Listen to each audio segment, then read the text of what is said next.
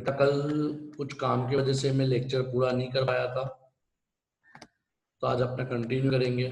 Induction, ये last question है।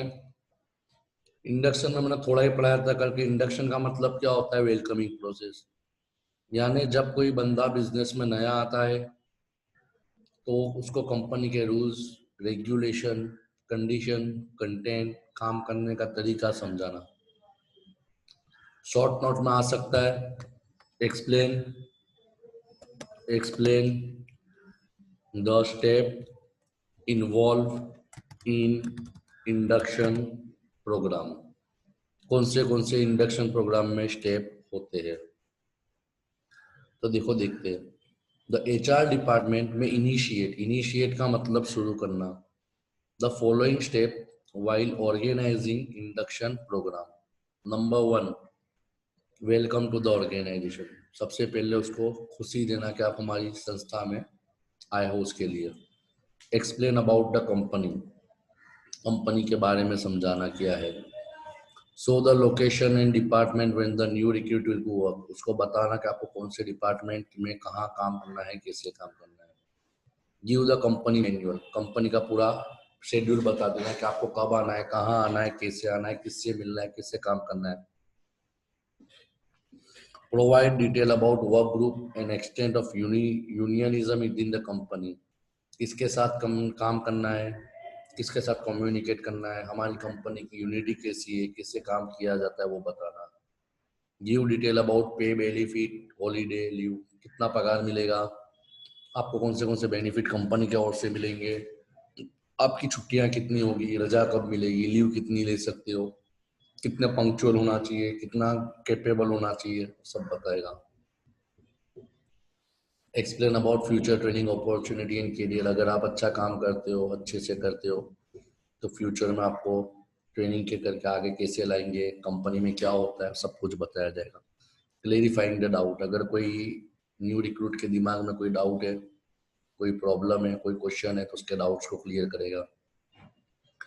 Take the employee on a guided tour of building facility and hand over into the, उसके बाद जहाँ पे काम करना है वहाँ पे उसको ले जाएगा और सुपरवाइजर को हैंड ओवर कर देगा। ये तुम्हारा इंडक्शन प्रोग्राम का स्टेप है।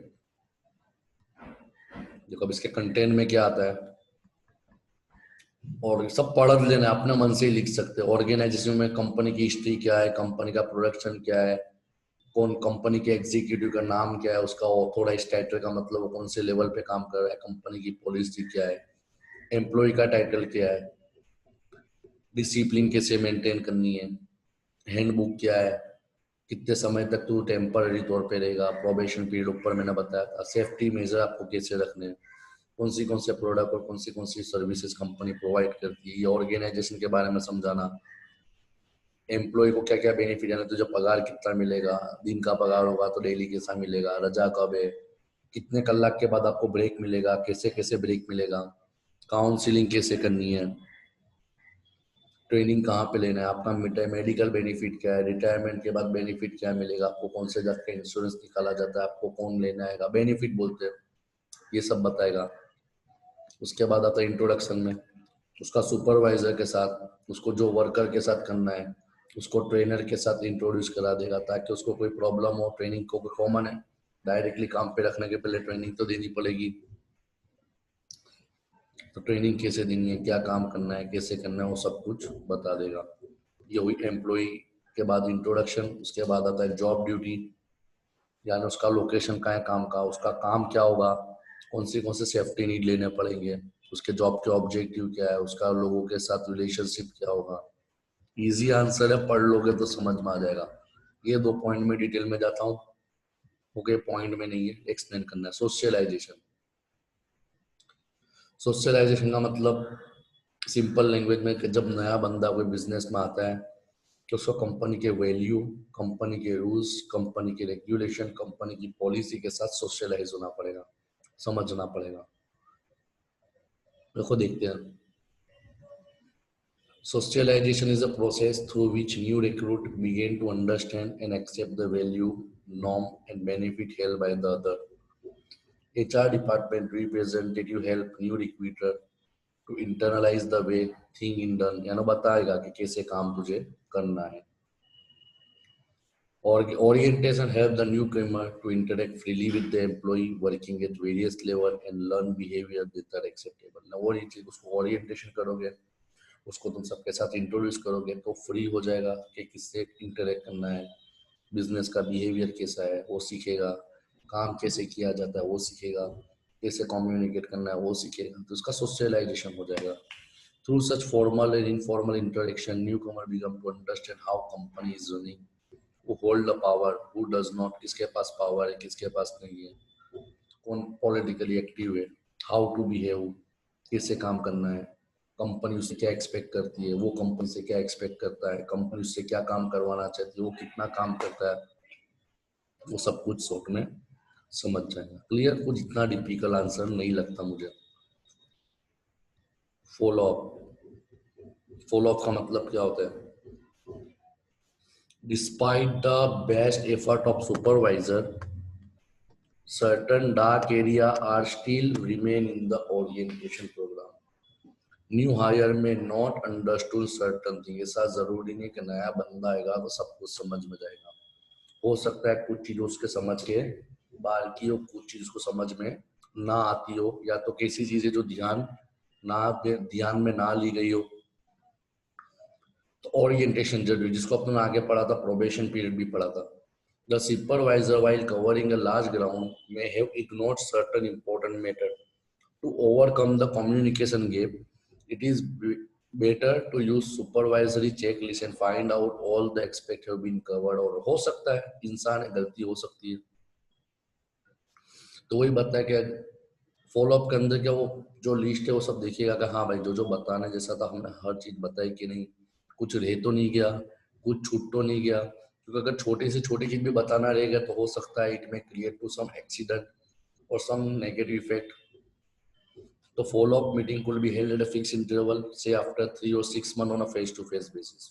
एमसीक्यू में आ सकता है, एमसीक्यू में आ सकता है